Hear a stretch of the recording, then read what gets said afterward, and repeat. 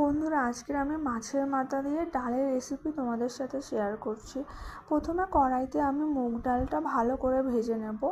তারপরে মুগ ডালের মধ্যে জল ঢেলে ওটাকে ধুয়ে আর জলটা ফেলে দেব।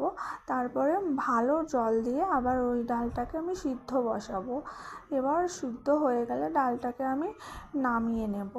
নামানোর পরে কড়াইয়ের মধ্যে তেল দিয়ে মাছের মাথাগুলো নুন হলুদ দিয়ে আগে থেকে মাখিয়ে রেখেছিলাম, ওই মাছের মাথাগুলো দিয়ে আমি ভালো করে ভেজে নেব। ভাজা হয়ে গেলে তুলে নিয়ে ওই তেলের মধ্যে আমি আস্ত জিরে আর শুকনো লঙ্কা ফোড়ন দিয়ে তাতে পেঁয়াজ কুচি আর আদা রসুন লঙ্কা আমি মিক্সিতে পেস্ট করে নিয়েছিলাম, সেটা দিয়ে হলুদের গুঁড়ো জিরের গুঁড়ো দিয়ে আমি ভালো করে কষিয়ে নেব। একটু লেগে যাচ্ছিলো, তার জন্য আমি জল দিয়ে নিয়েছিলাম।